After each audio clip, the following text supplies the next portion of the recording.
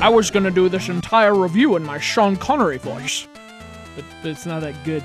The voice, I mean. The game's better than you'd think. It's Hunt for Red October for the original Game Boy.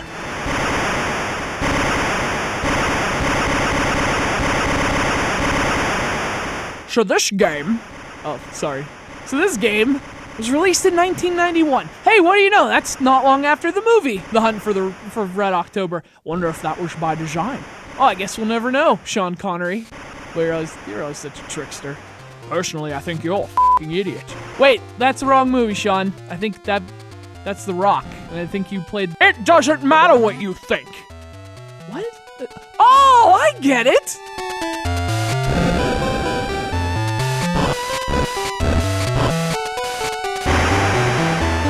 Hey, speaking of the great one, this game's kind of great. Well, maybe it's not great, but it's not bad. And look, I expected the worst. I mean, this is the same team that developed, among other pieces of crap, Back to the Future for the NES. See, LJN gets the heat for that, but they only released it. Beam Software created it. You tell me which is the greater crime. Pox on both the houses for that one. Anyway, a couple years later, they did this game, which is sort of like when the Earth began to repopulate itself after the Permian mass extinction. Still not much to see, but at least the fires were out. So for a modern context, this is basically Steel Diver, only 2 decades earlier, and on Nintendo's oldest handheld instead of their newest. And I'm not just saying that because it's a cool parallel that sounds good in a review. I'm saying that because holy crap, it's Steel Diver, only 2 decades earlier, and on Nintendo's oldest handheld instead of their newest. It's almost like someone traveled into the past. And then, of course, Back to the Future. See, it all ties together!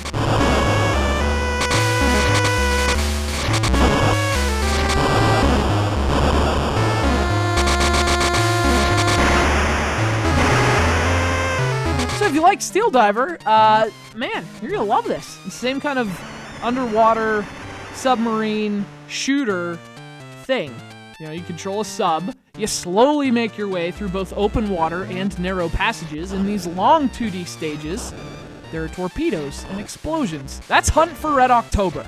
Only has 8 levels, which doesn't sound like much, but they're so damn hard you'll be playing them for a long time. Either that or you'll throw your Game Boy into the ocean. One of the two. So about that difficulty, yeah, it's pretty difficult. I mean, it's not like the Submarine is the most agile machine, you know? How the hell are you supposed to avoid this crap? Like when you're that big and that slow. It's just a matter of physics at this point. Hunt for Red October wants you to defy physics. For us mere mortals, we're bound by the laws of gravity and physics, and all we can do is our best. And you know what Sean Connery thinks of your best. Losers always whine about their best.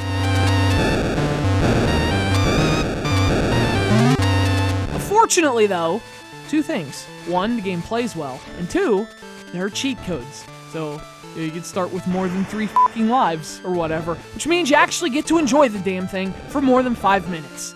You can't enjoy anything in 5 minutes, I don't care who you are. So the difficulty, yeah, might be an issue for some people, and justifiably so. But otherwise, the game itself is surprisingly well done.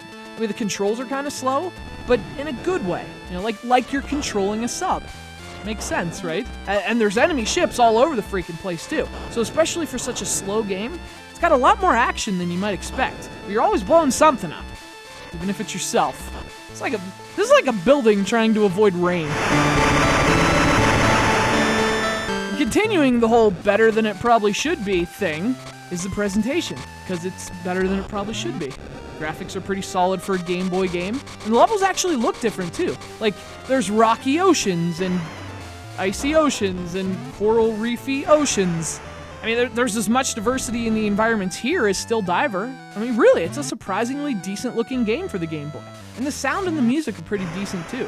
It's decent all around. From the people who made Back to the Future. Jeez, what went wrong with that one? It's Hunt for Red October for the original Game Boy. Not saying it's great, but look, it's a lot better than what you're expecting a Game Boy movie game to be.